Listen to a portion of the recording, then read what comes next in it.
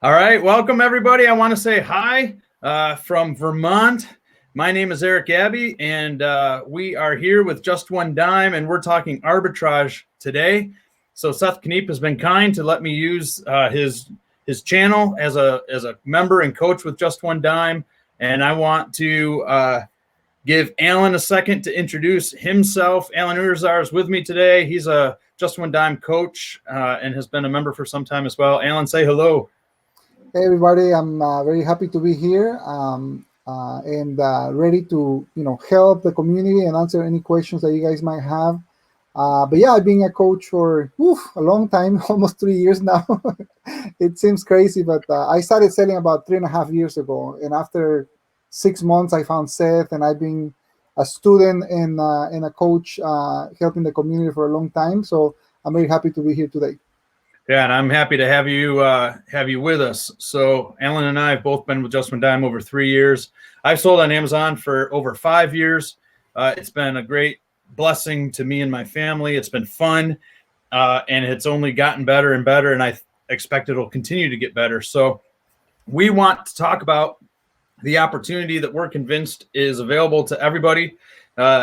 You, me, Allan, all of us, to sell on Amazon, and to do it pretty simply through the arbitrage model, which is finding discounted products in your local market, right wherever you live, from retail stores and other places, outlets, and that sort of thing, and then turning around and taking advantage of the Amazon.com market, the online market, which reaches across the U.S. and throughout the world. And usually you can find products that will net you a good profit margin in the meantime, and you're able to gather profits from those.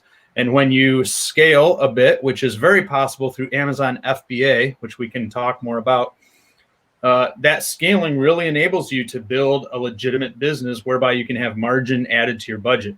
And that's been a huge experience for me, to gain some freedom in my budget, to be able to realize some of the goals that I had for my family. The first one was getting out of debt. The second one was acquiring 2 dependable vehicles. That's always helpful. They start every morning and we can get to where we need to go. And then I wanted to buy a house, which was a big deal for me. And now I'm standing in it, and that's really fun. And so we continue to encourage you week by week, if you've been with the program before, to think about what your goals and your dreams would be if you could add margin to your budget, and then take steps using the arbitrage model to try to realize those dreams. Get active doing it. And if you're just joining us and you don't even really know what arbitrage is, or you're not sure what it means to sell on Amazon, check out what we're talking about. Click the links below, look into what Just One Dime offers with memberships, and consider the fact that here's a really good opportunity to take some simple steps to add margin to your budget. And we're going to talk in a couple minutes about how you can apply some simple step-by-step ideas to get started if you've never started before, or if you've only been doing this for a few months and you want to think in a more organized way in how to move forward. Allan's going to talk about that in a minute. I want to say hi to some folks. I see Kyle. I see Prince, Orowan, Otto Geyser. Love these names. Extortion Watchers. Good to have you with us as often as usual. Peter Paul, Kelly, Brian, Ibrahim, lots of folks. I'm glad to have all you guys with us. We are excited to talk about arbitrage. So we want you to bring your questions in your comments, and we are eager to interact with you. And so this will be as dynamic and as engaging as the questions can be, and your guys' thoughts, and we'll try to respond the best we can. Or if we don't know, we'll be honest about that, and we'll try to get back to you in some other venue, or come back next week with an answer to your question. I'm seeing folks from New Hampshire. I lived in New Hampshire for several years. I see Kelly from upstate New York. I was in upstate New York actually for a number of years. Went to school at University of Buffalo. Toronto, Canada, Philippines. Nice representation. Allan, give us, there are a lot of viewers who are going to watch this, and they want to know what are the initial steps I need to take to actually develop margin using arbitrage on Amazon. So if somebody has just started or they haven't started yet, what are the first, 2 or 3 things that they need to do to get started? Sure. First of all, I want to clarify one thing that a lot of people get confused with, and it's what is arbitrage? And for me, in my experience, arbitrage is reselling products that are very popular on Amazon. And I think this is where a lot of people get confused because they go to Alibaba or AliExpress, they buy a whole bunch of products that are off brands and they try to sell on Amazon and they get in trouble, or they cannot sell it because they're not really selling very popular. So for me, it's going to retail stores, Walmart, Target, Marshalls, any well-known retail store, either physical, to the retail store, or going to the online store and buying very popular products that are selling well on Amazon. So, if you understand that part, then you're gonna do very well, because then you can start thinking about what are the first thing that comes to my mind is very popular products, Nike, Keurig, a lot of different brands that are very popular. But when you're starting on Amazon, a lot of brands, the most popular, are going to be restricted. So then you have to start thinking about what's selling on Amazon that I can sell, as a new seller, that has good profit and very good competition, or very good demand, low competition, good demand. So the first thing that I think a lot of people need to learn is what is bestseller rank. If you understand what is the bestseller rank, then you're gonna start finding maybe brands that you never thought about, or you don't really know, you don't really shop, those kind of brands, but they're selling very well on Amazon. So the bestseller rank is a number that Amazon assigns to each product on each category, that the closest the BSR to number one, the better sales is having every day. So let's just say the bestseller rank one for electronics is gonna be selling a lot of units every day. And then the closer you get to number one for each specific category is gonna be having a lot of sales velocity. So when you understand that part, then then we start thinking about, or looking and researching on different stores, what are the brands that are selling very well on Amazon. And we want to find items that have very low rank, 40, 50, 60,000 rank, depending on the category. And then the other thing is having good profit margin. And it's funny because we were talking about profit margins right before we started the YouTube, where in my experience, I find a lot of items with 60, 70% ROI. And that's kind of like the items that I'm always buying. And they sell pretty good. I try to get at least $5-7 profit for each product. But you, Eric, you are finding not just one or two every week. You're finding most of your items with 100% ROI, 150% ROI. You show me one item with 300% ROI, and they're out there. The thing is that if you focus on learning, how to spot these items, what kind of items you can find on different stores that have those kind of margins, the better you're gonna do, because you don't need to sell 100 units a month to make $300. You might be able to sell 25 or 30 units a month and make $500 in profit. It depends on the quality of your products. And I talk a lot about quality of the products, but not thinking about the actual quality of the manufacturer's quality. But I'm talking about a quality product on Amazon is something that is going to have very good BSR, and it has very high profit margin. Does that make sense?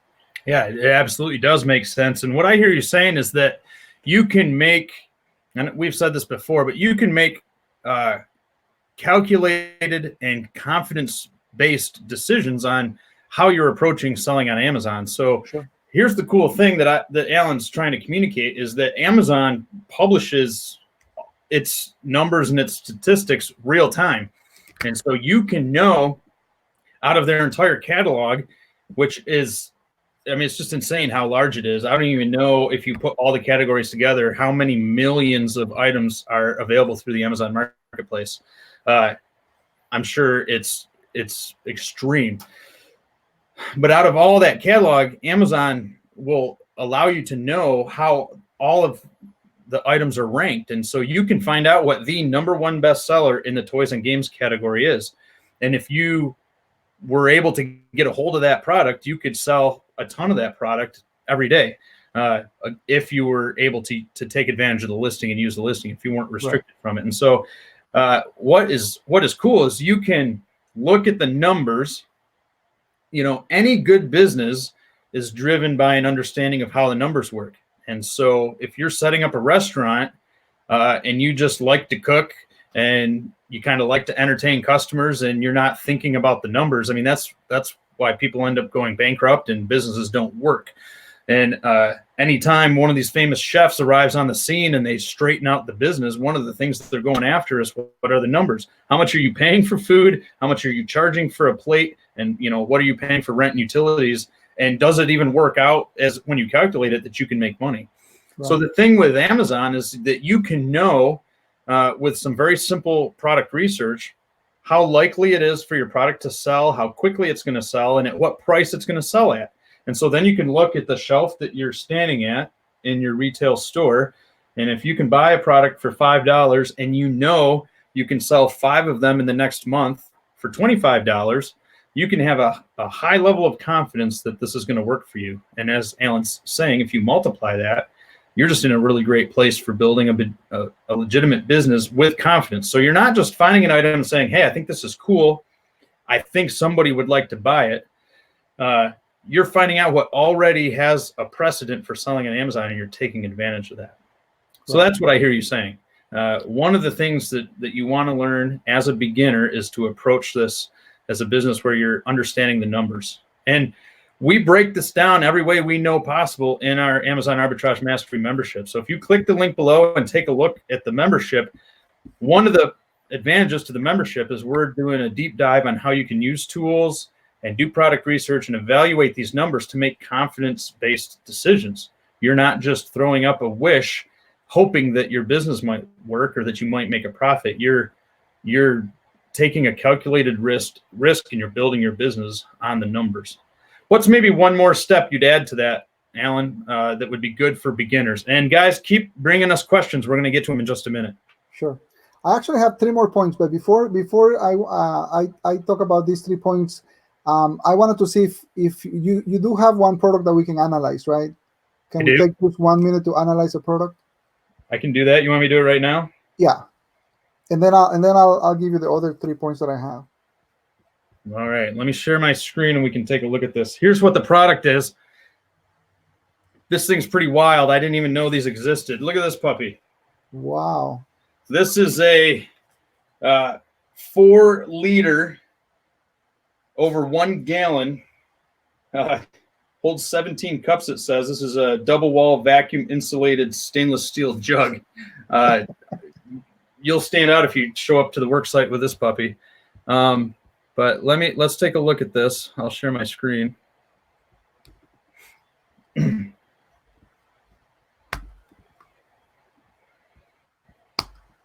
here's the listing. Maybe I can make this a little bigger for us. And the green box that I have at the top where it says 284,057 in kitchen and dining, that is from Bestseller, which is a tool that we use and teach about, and it's embedded right in Chrome. And so we can analyze this product nicely using Bestseller. So, Allan, why don't you just talk us through what you initially observe on this listing? And I'm open to you telling me this is a bad product and that I made a mistake. Depend if you pay $70 for it, it's a mistake. So what are some of the first things you look at here? Come again? What are some of the first things you look at here? Yes, and we're going to talk a little bit about tools later on. But the first thing that I see using Bestseller is I know this product is ranked at 284,000 for the kitchen and dining category. So that's but if you look right next to it, it's only 1.70% of that category.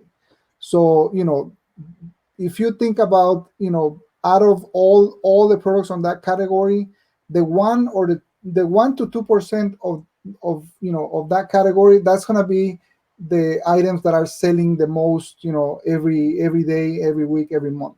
So as long as you try to stay, 2% or lower, and I know some people say, up to 5%, they're willing to still, buy the product, and they're willing to wait if, as long as they get pretty good returns.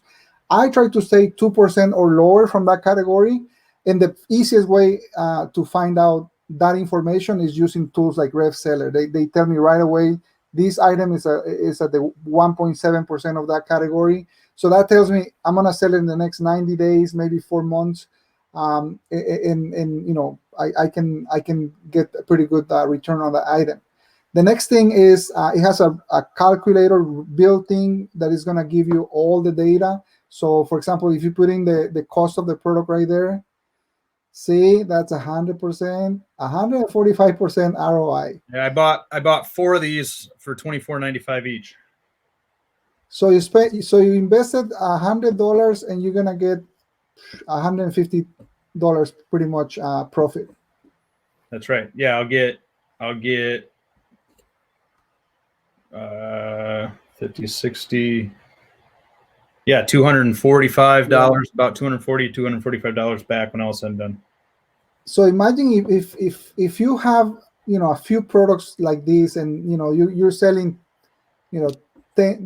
30 units, 50 units a month with these kind of margins, you have a pretty good business, and you're it's a very small business. When you get to sell 10,000 units a year, like I was able to do last year, you can have a pretty nice business.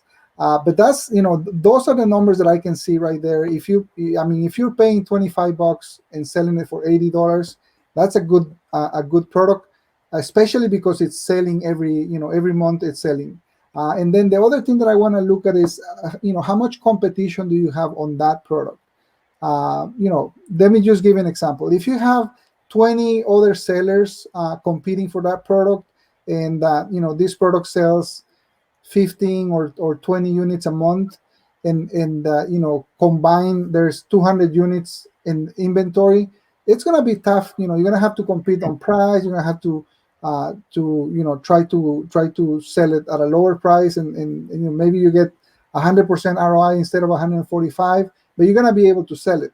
But if you only have 2 or 3 sellers on that listing, man, you can sell it really fast. You don't have a lot of competition, and the demand is there. Less than 2% of that category. It's a good deal.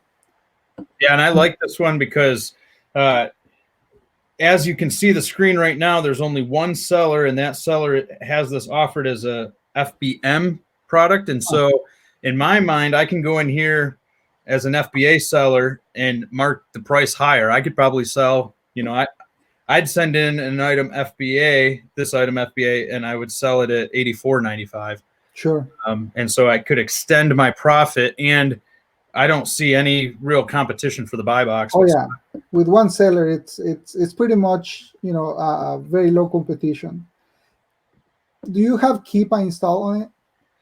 I do. Let's move past Keepa and get to some of the questions. And if we want to talk Keepa, we can come back to this. I'll leave it here. Sure. I will just say one brief word. Keepa is really nice because it does more than just give you a punctiliar read of the situation. So what I mean by that is you get a snapshot right now of what the BSR is and what the price is, but those are things that can flux with time. So what Keepa does is it stretches out your analyzing, and it's not just a snapshot, not just a punctiliar look at a product, but it looks at it over the course of a whole month or 6 months or a whole year. Right. Then that just increases your confidence interval, because if this product is selling for $79.95, throughout all of 2019, and there's consistent sales, the BSR is the same throughout 2019, then then I have every reason to think it's going to continue to sell at a similar price, at a similar rate. So keep it is helpful because it helps you to step back and look at the big picture of what's happened over time. Where if you're using the Amazon Seller app on your phone and you just scan a product, it's an immediate real-time snapshot, but it's just a snapshot and you don't know. So for an instance in this situation, this could have sold right along for $30, but now all of a sudden the price has been inflated to $79.95 because there's one seller on there and he or she can set the price at whatever they want. Right. And so Keepa will allow me to back up and see whether or not $79.95 is a reasonable price to expect for selling this product. Exactly. Anything else you want to get to for the steps that a beginner can take? One thing that I want to make sure you guys understand is you wanna work on learning and knowing your stores. And what I mean by that is a lot of people, sometimes a lot of the questions that we get is, I went to the store, I scanned for 6 hours and I didn't find anything. And a lot of people get frustrated through that process, learning how to scan or how to find items. And the best advice that I have for people that are in that situation is know your stores, know what kind of items you're able to find on the stores, because not every store is the same. You're not gonna find the same items on every store and also on every city. For example, in Vermont, a lot of the products that you're gonna find, they might not be the same here in Atlanta, or for somebody in California or Florida. So you want to learn all the stores around your area and know what kind of products you can get from those stores. I always start looking for clearance items, all the discount items that they have. But then I want to learn, for example, if I go to Marshall's, what kind of items I usually find on that store. But if I go to Walmart, what kind of items? For example, Walmart, I don't want to look for shoes. I don't want to look for clothing because, I never find good quality or high margin items. But if I go to Ross, I do find a lot of clothing and shoes. If I go to something cool about Walmart. So yes. I agree with you 90% on the shoe piece. But okay. If you go into the Walmart shoe section and focus on like popular movie or cartoon associated shoes, or I found a mother load of flip-flops that were like Minnie Mouse, Paw Patrol, Frozen, that kind of thing. And so the reason those I think were good is I was able to kind of transcend the general Walmart marketplace, which isn't going to really do well on Amazon, and find some of those Universal Pictures or Disney or that kind of thing. And so that's one way I've been able to. So now you're talking about even knowing what brand will work and knowing where in a store to focus your energy. And so I can go into Walmart, I can hit the shoe store for 2 minutes and know whether or not there's anything worth scanning there. And you can get a lot more efficient at what you're doing. Right. And that's what I mean, knowing your stores. If you understand what kind of products you're going to be able to find and sell, in my case, that's not one of them, but I go to other stores where I only look for shoes or I only look for certain category. So when you start learning about, the products that you find on the stores, it's going to be, first of all, you're not going to spend 4 hours, walking in the same store. Usually you're going to go to the category where you always find products, scan through that category, and then if you find something, then you buy it. If not, you just move to another store maybe. Or you find, you go to one store every day, things like that. But understanding and knowing your stores around, it's going to be key for you finding a lot more products. And that's one of the things that it's very hard to learn when you're starting up, and a lot of people get frustrated. But it's just a process like anything else. When you were learning to drive, you didn't drive, from the first try. When I used to be a truck driver, and it took me a whole month to kind of go through school, learning, every piece, every single area, having to do tests, and in order just to pass the first test, to understand, how do you, what's everything that is including on a truck. And then I had to drive, for another month, learning and practicing until before I went to get the driver license. So it takes time to kind of go through that process. But if you know what you're doing, or if you know that you're trying to learn and understand the store, it's going to be a lot less frustrating. Good. Yeah, and I think it would be well worth you guys checking out the membership. If you click on the link below for Amazon Arbitrage Mastery, to answer Mr. Moraga's question, the membership is $997. It's worth every penny. I'm convinced it is. Just One Dime has been extremely helpful for me. If you view it as an investment, I think you will get a return on that investment nearly immediately. You'll get it quickly. It'll save you money because you won't make the same mistakes you might otherwise. It'll help you find products that will generate a return. We provide you with a free leads to get started. So for the first month, you get a whole bunch of free leads that help propel your online arbitrage. We give you a ton of online websites that you can look at, retail stores that you can pursue. There's over 100 videos, everything from getting a beginner started and set up with their Amazon seller account, all the way to deep dives on specific tools, deep dives on bonus material. If you want to hire other people, we've got sections on that. You get the whole community of members who are working together to try to help one another. There's just a lot of benefits from the program. So click the link below and check it out. What we're giving you today is we're trying to grease the skids, give you some tracks to run on, but to also think through kind of the sorts of things that we get into in the membership, and the benefits that will come your way as you get started with it. Let's get to some of the questions. Sure. Prince says, I was selling on Amazon before, but I got suspended. And now it sounds like this person wants to get back. What can they do to get started? The best thing is going to be contact Amazon, try to figure out, why did you get suspended? What is it that they're asking from you? If it's, receipts or proof of where you're getting the product, or, what is the reason why they suspended the account, and what do you need to do in order to get it back, reactivated? That's going to be the first step. And sometimes you might need to, contact them several times before they give you a clear idea what they need. But most of the time they're going to be pretty easy to work with, and trying to get the account activated. Yeah, an important thing to realize is that accounts get suspended, not all the time, but we have plenty of members who have run into account suspensions.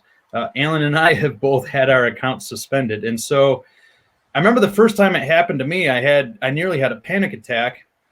And then when Allan told me that his had been suspended before, it actually helped me relax a little bit, because your initial thought might be, I've been suspended, that equals termination. I lost everything, yeah. And that's just not true. Amazon's in a difficult place right now, because they're having to sort through the fact that there are a ton of third-party sellers that have joined, and they don't have integrity, and they're willing to sell knockoffs and counterfeit products, or to use black hat tactics and just act in an unbecoming way. And Amazon does not want that. Customer complaints are on the rise because of that. And so they're going to get in there and solve this problem. And we're all glad that they're trying to solve the problem. The difficulty with that is it's not always clear to them who's selling with integrity and who's not. And so suspensions are going to happen. And Prince, I would say, first of all, have the mindset that the Amazon suspends, and then when you apply to have that suspension lifted and you work through the process, you're establishing yourself as a seller who has integrity, and Amazon responds to that. And so in almost every case where one of our members has encountered a suspension, we've been able to work with them to get them reinstated, and they go on their merry way, and they do well with their business. And it's another advantage to being a part of the community of Just One Dime, being a part of our membership. When my account got suspended, I immediately reached out to the Just One Dime community, and they were a huge help in getting my account back. And it was helpful to have a community to even process emotionally with, and to have somebody to talk to. And so you're going to run into problems like this, and you're going to want to be a part of a community where you can get help and you can engage with other people who have had similar experiences. Right. Brian asks this, Allan, what are some categories that new sellers should avoid because they are restricted? Categories to avoid: watches, perfumes. All those categories for me are hard.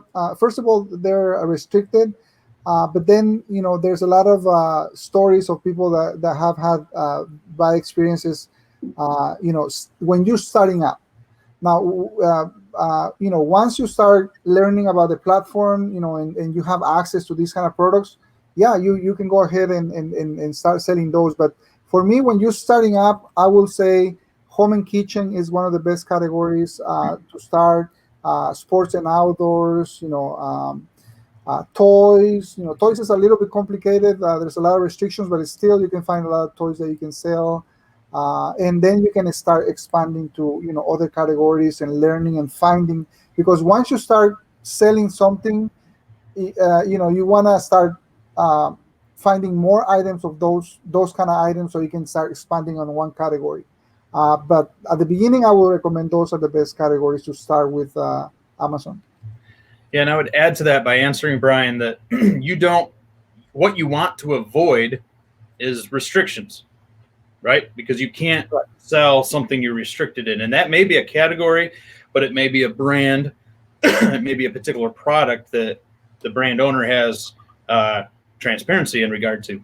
And so even within a brand, you might be able to sell this product under the brand, but not this one. So that might seem like a silly answer, but you don't want to avoid any categories per se, other than, I think Allan's advice is good, perfumes, watches, that sort of thing, but you want to avoid restrictions. So I would just be looking for where you're not restricted. So you encounter a restriction, you can't sell that, you move on. But if you encounter something you can sell, who really cares what category it's in, so long as it isn't, something that just doesn't make sense for you to sell.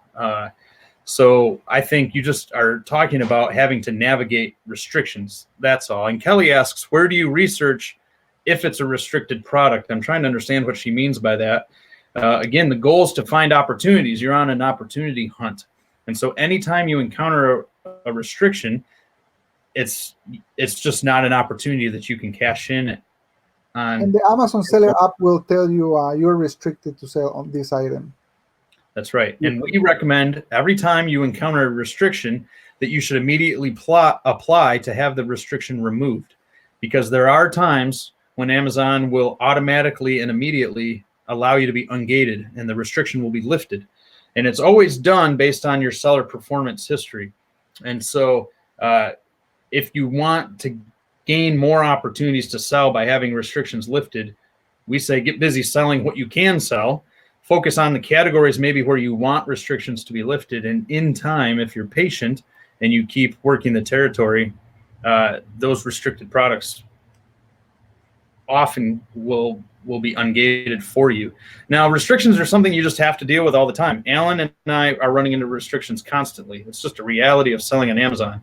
So it's not only beginners that are having to deal with it. So my advice is just get a mindset that says there's restrictions out there and I need to navigate them in a way that isn't going to frustrate me. I'm not going to constantly be upset because of supposed lost opportunities.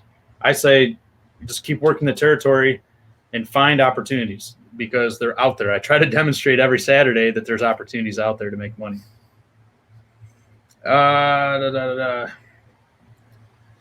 So when Orwin says can't get ungated in toys category, any recommendations? Is there anything you would add to that, or would you say just? I mean, I would be surprised if they are completely restricted in the entire toys category. Yeah, no, and again, it's because we immediately start thinking about the very big brand names. So if you want to start selling on the toys category, the best advice is go to Amazon, start looking at all the toys, all the different categories and subcategories on that, and start looking at this product on Amazon. If I can find it in Walmart or if I can find it on other store, looking to see if you're restricted or not. I will say, if you look at the top 200 products on the toy category, you might be, as a new seller, you might be restricted for most of them.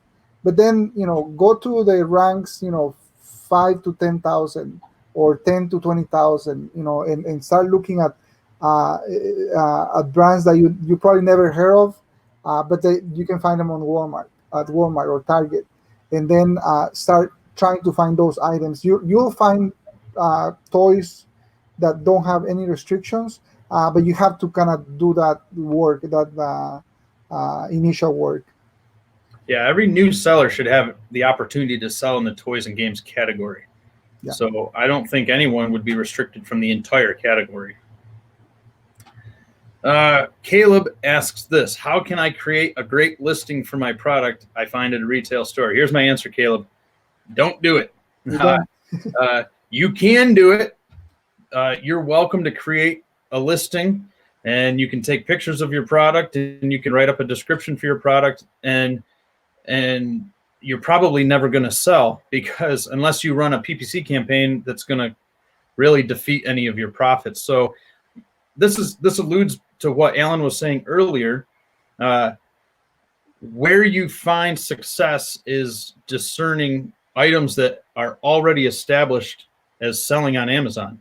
And you know that because they have a BSR that indicates that they've been selling on Amazon. There's a precedent. You could have the greatest item in the world, and if nobody's looking for it on Amazon, they're not going to find it. And if they're looking for it and everybody else's listings appear in the search and yours doesn't, you're never going to sell. And so, Caleb, what we do when we're focused on arbitrage on Amazon is we never create new listings, because a new listing has no rank. It has no precedent for selling. And now you've got to actually launch the product and invest money in the product launch to get it to rank. And there's a lot of people who privately label their own products. They create their own products, put their own brand on those products, and that's exactly what they do. But it's because they're in a high demand market and they have a long-term vision for how getting that listing to rank will prove profitable for them. But in arbitrage, we're just not doing that. So if I find products that aren't selling on Amazon, I ignore them. Or if I find products that are on Amazon, but they have an NA for BSR, they have no sales rank, I ignore them.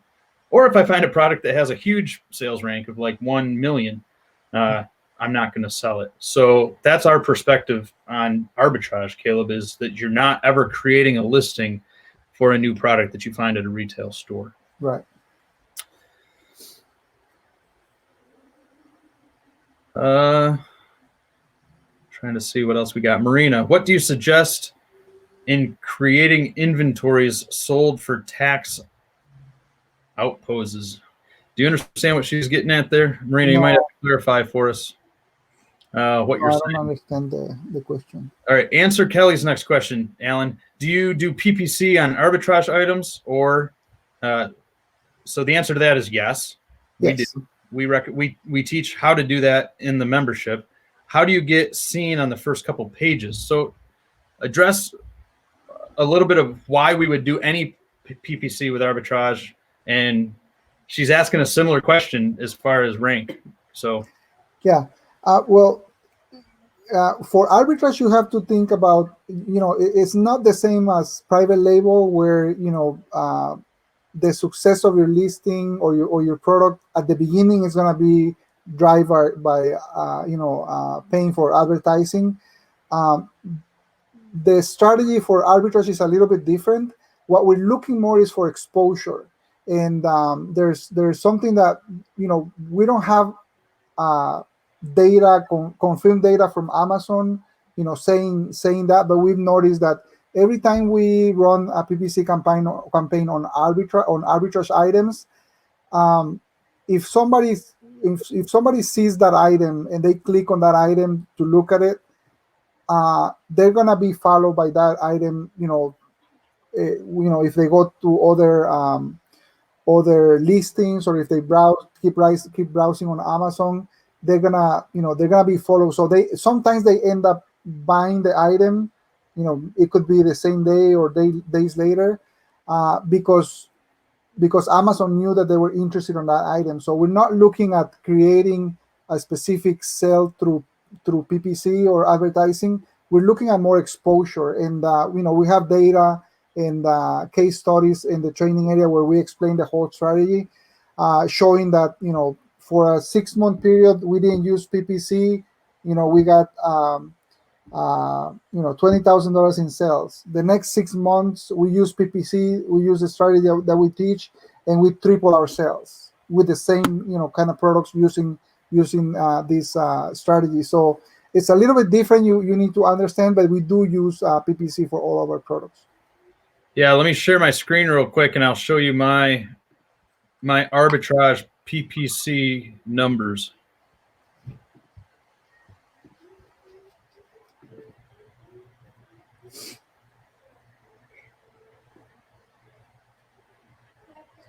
So this is a snapshot of my arbitrage PPC campaign. And what I want you to note is directly in the center, my ACOS is 5.37%. Yeah. So if I am generating additional sales and additional sales revenue as a result of my PPC campaign, but I'm only paying 5% ACOS, right? That's average cost of sales. Then, if my ROI is 100% and I'm, after FBA fees and stuff, if I'm bringing in, 33% according to what we teach as the 3X rule, this 5.37 ACOS is really negligible. So in my mind, it's worth running an arbitrage PPC campaign, and we teach to just do it on the cheap. But like Allan said, you're getting exposure, and now you're just generating a ton more revenue. And this is a really good example of why I think the investment in our membership will pay you dividends, and you'll get back the investment you made and then some, because even by simply putting in place our arbitrage PPC campaign, you're going to increase your revenue and you're going to increase your overall profits. And over the course of the year, you'd be surprised at how that tallies out. So PPC is mine. Yeah, go ahead. But I do want to point out the difference between all the sales that were generated through the PPC campaign and then the sales for the whole year. So let me see if I can share this.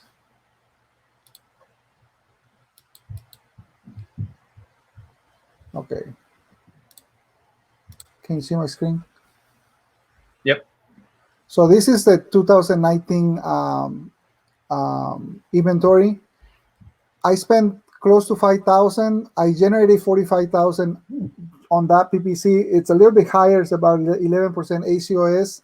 But for me, the exposure is 32 million people saw my products. And then if I show you the sales for the whole year, I did close to 600,000. So I don't mind the 40. I don't really care about the 45,000 in sales here, but the overall, store sales were close to 600,000, and that's the number that I'm looking for, because when I have that much exposure, 32 million people looking at my items, my sales are gonna skyrocket. So if I spend $5,000, but I sold $600,000, that makes sense for me. Yeah. So you're saying even beyond the immediate sales that were generated directly through PPC, you're anticipating that you generated additional sales that even aren't even calculated into that campaign. Yeah. Say, yeah, awesome. All right, let's keep moving. Juan Pablo wants to know, Allan, if you go in when Amazon's selling a product. So if you see that Amazon is one of your competitors, will you still sell? And if they're the only competitor, will you sell?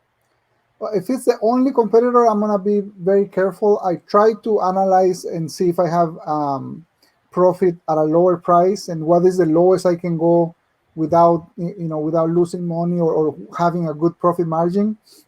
Because I'm definitely gonna have to be lower than Amazon. But if there's history that when other sellers are in the listing, Amazon shares the buy box, then I don't mind competing with them, and I know Amazon at some point is gonna share the buy box with me, even if they're the only one selling on that listing right now. Good. Marina wants to know if Keepa also works in the Canadian marketplace, Alan. I think it does. Yeah. Good. How do you do online arbitrage? Peter Paul wants to know, and he's coming from the Philippines. So here's the cool thing, Peter, that you can do. Online arbitrage is no different than retail arbitrage, except for you're doing it online. So the approach is the same. When I go to a website, and I'll go to any website, so find any discount retail clearance website that you can find. When you go to a website like Kohl's.com, for example, I would go immediately to the clearance section of that website or the sales section of the website.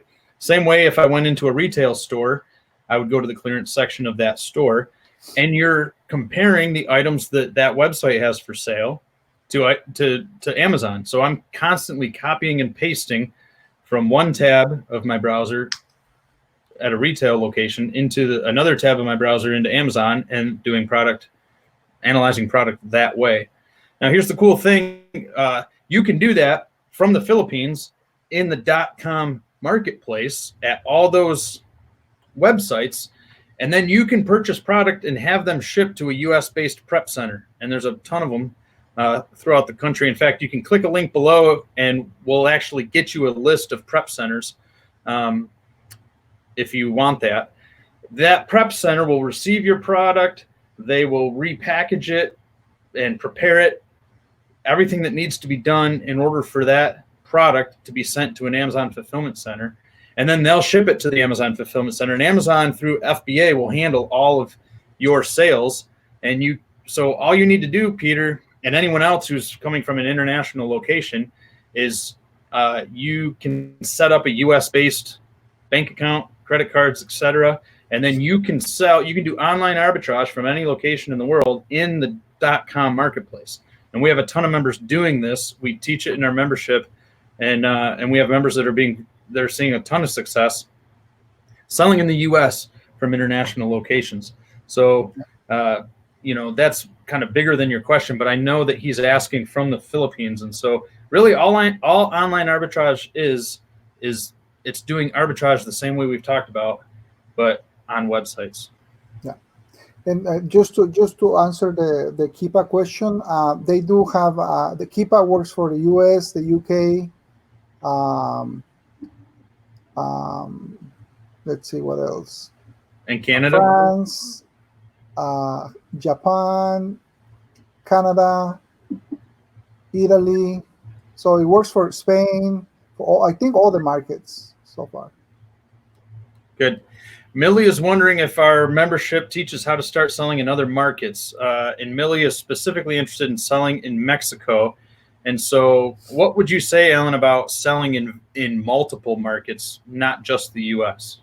Well, if you apply the same principles that you learn in the membership for any market, you're going to be able to have success. We have people that live and sell in Canada, people that live and sell in Spain, Mexico, Colombia. So, as long as you understand the principles that we teach and the numbers, it might be a little bit different. The rank numbers might be a little bit different for Canada or for Mexico.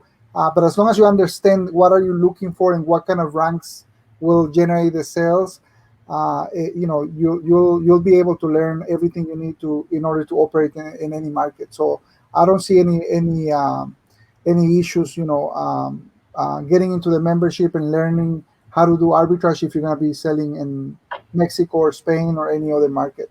Yeah, that's right. And we have one of the benefits of the membership is we have members selling in all markets all over the place. And it's just cool to be able to rub shoulders with other sellers that are selling in the same market as you are and doing it the same way you are. Ricochel asks, is Keepa showing real numbers as far as inventory goes? No, they don't track all the products on the Amazon catalog, but they do tell you how many products they're tracking on each market. Right. So if it's showing Amazon as having 20 plus, Amazon has more than 20 items. Oh, he means the inventory tracking? Yes. I like to use the how many extension. It looks like it has better, more accurate information. And now there's a force button that actually goes out. You know, the first time when it shows you the numbers, it shows you one number. But then if you want to make sure, they will go out and double check that on the database, and it gives you more accurate numbers. I like to use that tool better. Yeah, and a trick you can do, Ricocho, at any time to try to check that is you can put one of the products in your Amazon cart, right? And you can pick a quantity of like 99, and it'll tell you what that seller has in stock. Right. For OA, you consider using software, product sourcing software. Do you use online arbitrage product sourcing software, Allan? Yes, we use tactical arbitrage, and about 80 to 90% of our sourcing is manual, but we do use tactical arbitrage. That's the only software that, after trying everything else, it seems to give us a lot of good data. The learning curve is very deep, so you have to spend time and you have to be dedicated. But once you understand the tool and all the different settings and everything, you can find pretty good deals. Good. I don't have anything against larger items, Yeshua. I don't think I like them anything special, but if it'll make me money, I don't really care what it is. I've sold ceiling fans. I'm willing to sell 4-liter jugs. If the numbers work, then I'm happy. I'll go through the effort it takes to sell heavier items. People say, but don't heavier items cost more to ship into store? Well, of course they do. But if the margin absorbs that, then who cares? So to me, it's no different. You're looking at the numbers. If the numbers work, then I'll put in the work. Right. How do you send products into Amazon if it's an open stock item with no packaging, like a shirt or a hanger? Noel's response is correct. You put them in poly bags.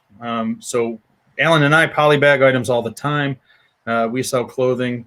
And yeah, so that's part of the prep process. You want to do anything necessary to prep the product so that it will come out of the storage process in good shape and will be delivered to the customer, with top quality, so that the customer is going to be satisfied.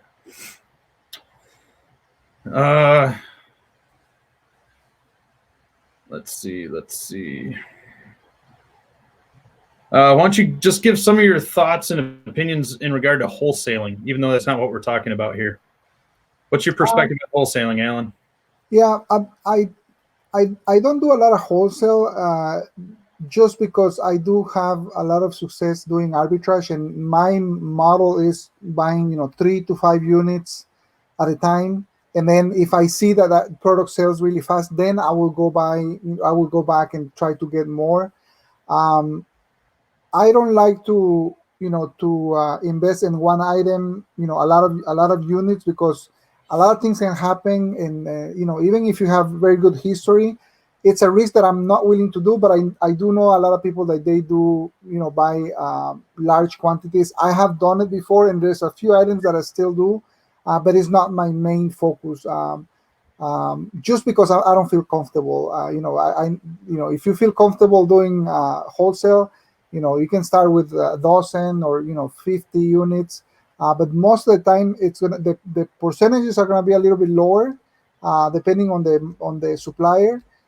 So I just rather to do find 3 or 5 items where I'm gonna make $20 for each sale, and then have a lot more products selling for that around the same. Good. Yeah, I sometimes back into what I would consider wholesale, because through doing RA and OA, I happen on products that maybe I have an opportunity to buy a larger quantity, and sometimes I have done that. In fact, I spent the program last week, which you could go find the replay on, discussing one particular item that I bought over 500 of, and have been encouraged by. But so I'm not afraid of it. I'm interested in making money selling on Amazon. So if I can find an opportunity, I'm going to exploit it. And certainly people are making money doing wholesale. But I like arbitrage. I have found that arbitrage works very well. What else we got for the last time we got? So we've got Abbey is somebody who is asking a lot about Sweden. Unfortunately, my knowledge of being able to sell on Amazon from Sweden is limited. I don't know if you have anything you can say, Allan, kind of what the dynamic of the European Union is and kind of the UK market and that sort of thing, but I don't know specifically about Sweden. No, I don't really have a lot of experience, but we do have people that live in Europe, and I think the best thing that you will find is starting in the UK and then expanding to other markets. UK, compared to the US, is the sales are not as good, but we have members that are doing 25,000 a month selling in the UK. And then expanding to the other markets around in Europe. So I would say if you have the opportunity, try starting in the UK and then expanding. But if you like to do arbitrage and sell in Sweden, it's the same principles. The only thing that you have to figure out is, for example, if a 50,000 rank in the US sells 100 units a month, try to figure out how many sales represents 100,000 rank in Sweden, and then if that only represents 15 units a month, then try to lower your ranks to maybe 25,000 or 30,000, because that's going to allow you to have the sales velocity that you need in order to sell your products. But again, it's knowing the principles and understanding that part, and you can apply it to any market. Good. Brian wants to know how to find out where restrictions are. If you're scanning product with your Amazon Seller app, it'll tell you in the lower right-hand corner. Well, it should put a little banner across the listing. Yeah. It'll say restricted. And then in the lower right-hand corner, there's an opportunity to apply to have that restriction lifted. If you're doing online, I'm always careful when I'm doing online arbitrage. I usually list the products before I actually purchase the product. So I'll do online arbitrage and I'll put the products into my online shopping cart. And when I'm ready to check out, I'll go through and I'll list those products on Amazon. Unless, if I have a ton of variations, if I'm buying like 5 different sizes of the same shoe, I'll just list one of them, which assures me that I haven't missed something. Because as soon as you go into the catalog to add a product, and I'm talking within Amazon Seller Central on your computer, if you're restricted, it's going to tell you. And so that's another way to find out. If you have RevSeller, Brian, I like RevSeller because it puts all the information in one box, as you saw when we analyzed the king-sized jug. And in RevSeller, in the upper right-hand corner of that rectangle, it'll say sell yours with a question mark, and it'll be green when you're not restricted, and it'll be red, and it'll say REST, I think, it's an abbreviated notation that you're restricted in that product.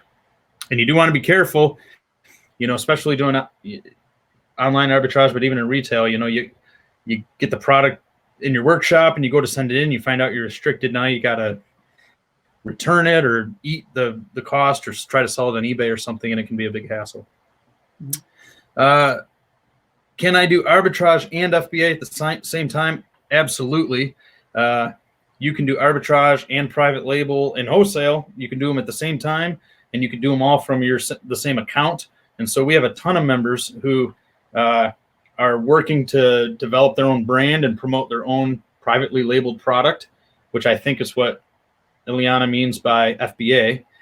And at the same time, they're doing arbitrage. And through arbitrage, we take advantage of Amazon FBA because we ship all our products to Amazon Fulfillment Center so that Amazon's fulfilling all the orders. That's how I can scale my business. They're doing all the work. They store and ship and package every sale I make. And so, I can make 1,500 sales in a month, and I don't have to. I couldn't individually package every single one of those. It would be impossible. But yeah, you can do all that at the same time, and there's advantages in my mind to doing those. They dovetail nicely together. So again, if you're thinking about the Just One Dime memberships, you can find links for both the Amazon Arbitrage Mastery and the Amazon FBA Mastery in the description below. We have a lot of people who have joined both, and they're moving their Amazon business forward by doing everything they can to sell on Amazon, both private label and arbitrage.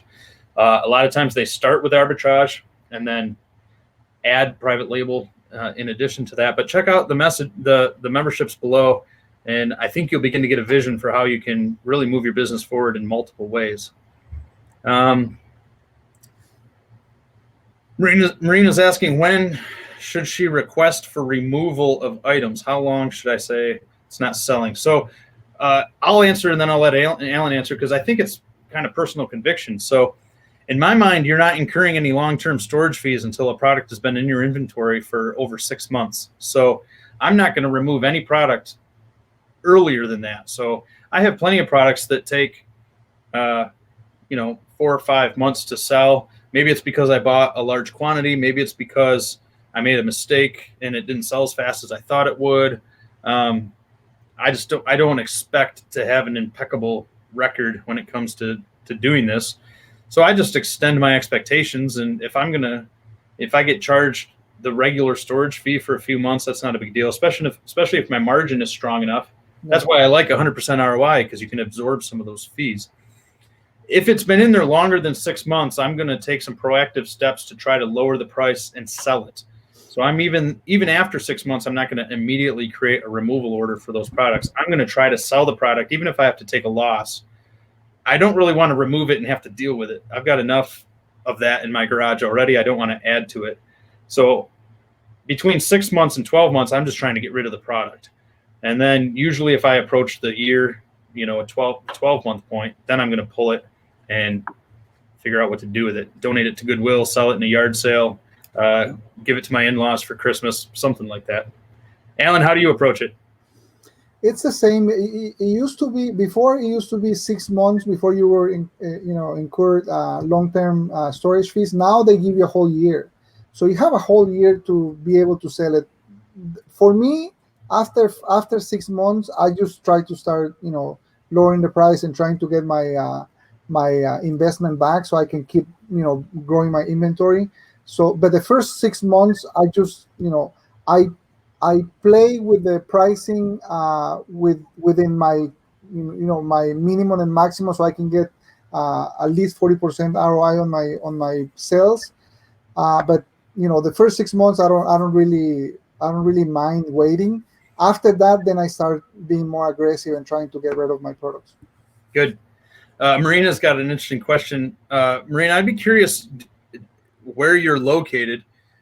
She says can I drive to the U.S., buy in retail stores, send to prep centers, and sell in the U.S. marketplace? Of course you can do that. Yes. You would have to pay to have it sent to the prep center, and then you would have to pay the prep center to have it sent into Amazon FBA. But depending on where you're located, you could easily find a prep center that was near you. You could do a ton of retail. So I could envision you, if you're coming from Canada, driving into the U.S., shopping, filling up your trailer or your van or whatever with retail arbitrage items, driving by the prep center, unloading all your stuff at the prep center, and then going home. And that would be a great way to do retail arbitrage. In fact, you could take little trips. If I was single, and I have 4 kids and I have a full-time job, but if I was single, I don't know, I would just explore the U.S. I'd buy a big truck with a pull-behind trailer, and I'd drive to Chicago and I'd do RA for a week and get it to a prep center, and then I'd drive to Sioux Falls and do this. I don't know. I would just drive around and do that. I think it'd be kind of cool. So yeah. Absolutely, you can do that. And I think, thinking creatively like that is a great way to expand the opportunities that you can find. Sure. Kelly, I purchase poly bags right from Amazon, sometimes from eBay. I just try to find bargains, but Amazon's the best. If you join our membership, we give you an exhaustive list of everything that you need to do this work and give you links to find them. But you do want to get a hold of poly bags, and they're really easy to use and they're not that expensive. Peter Paul says, one more question. As a newbie, which one do we need to consider arbitrage or private label? If you had to recommend starting somewhere, Allan, where would you suggest starting?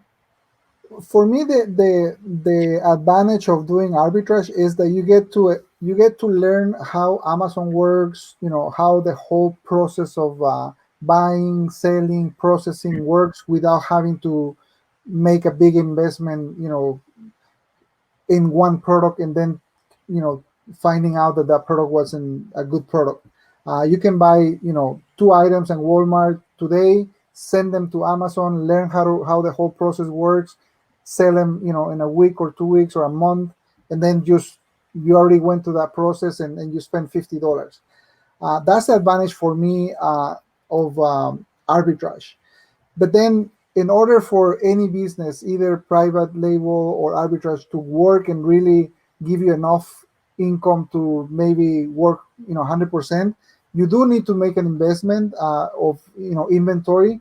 But the advantage is you can start and start learning, and that's how we started. We started just sending some items. Now we're mixing up arbitrage and private label, and trying to grow that private label side of the business even higher. But our main business is arbitrage, and that's how we are able to to live 100% from our business. I guess I would recommend starting both at the same time. And I think that might require more of an investment, because I would encourage you to buy our memberships. If you purchased both memberships, arbitrage, you could jump in and start selling on Amazon right away, and you can see a pretty quick return. With the Amazon FBA Mastery membership, we counsel people to expect that they're not going to launch their first product for 6 to 9 months. And so the whole time that you were working to prepare your private label product for launch, you could be familiar, getting to know Amazon, like Allan said, but you're also generating sales. You're building an account history. Amazon likes to see that you're selling stuff. They're not real excited if you open an Amazon seller account and then don't sell for 9 months. But doing arbitrage, you would be generating sales and generating income, so that when it came time to purchase your first batch of private label products, how cool would it be if your business had a bottom line of a few $1,000s that you could use to invest? So, I think there's a really good reason to jump in to do both. And you're investing to build a business. That's what you're doing. And so I don't think you want to kind of tiptoe into this, like you're just trying to figure out how to pay for, going out to eat on Friday night or something. You actually want to build a business, and Amazon just continues to grow and excel. And I think it has years of great movement. So building an e-commerce business is the way to go. Real quick, I know we're past time, but that's all right.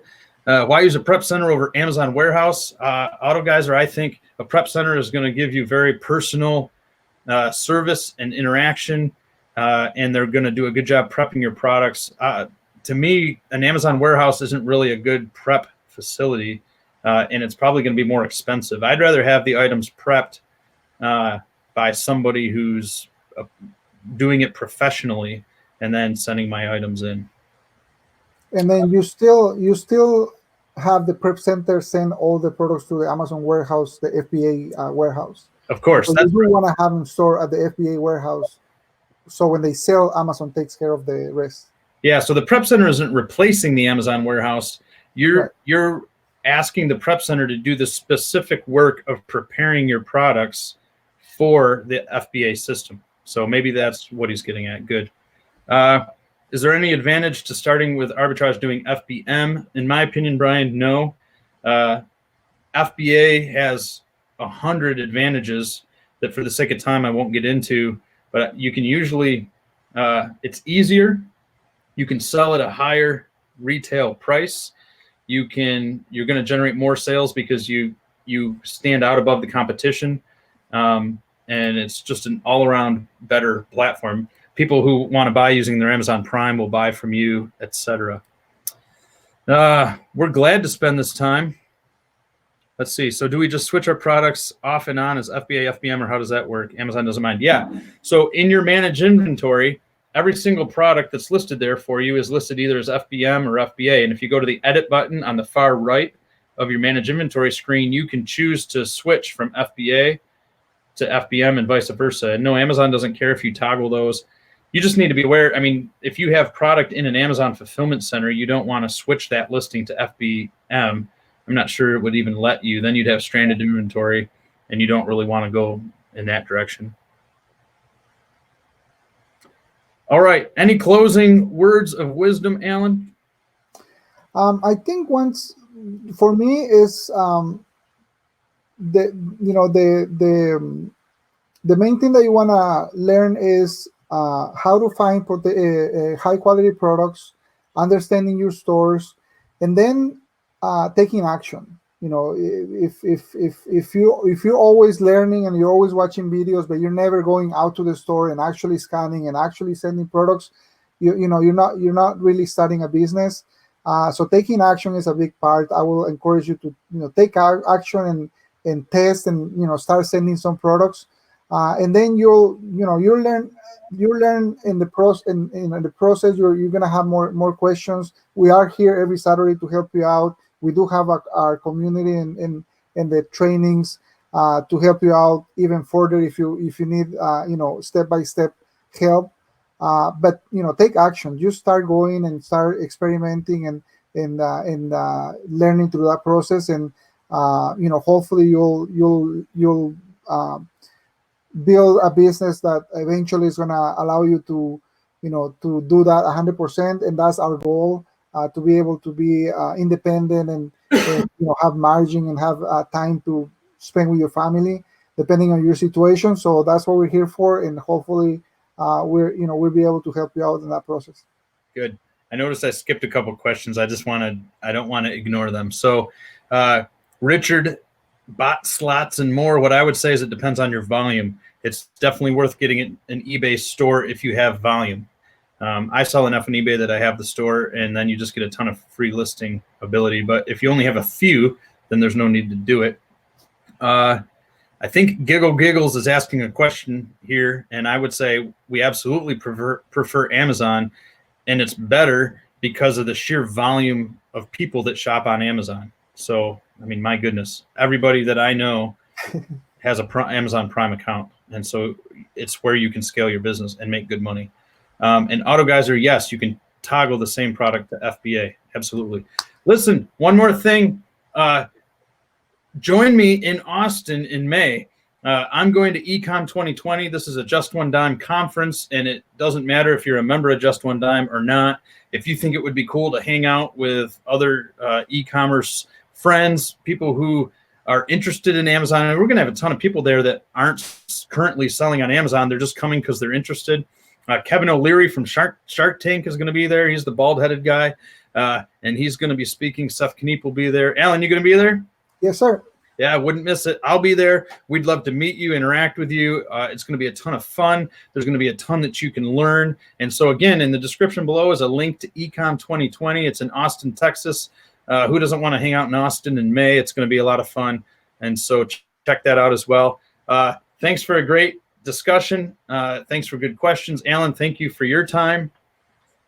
And we want to encourage you, and we want you to know that if you do what Allan said and you get out there and take action, that you can be successful in realizing your dreams and gaining financial freedom and being successful. So many blessings on you and all that you're trying to do. Enjoy the rest of your weekend, and hopefully we'll see you back here at noon Central Standard Time next Saturday. And until then, we'll see you later. Thank you, guys.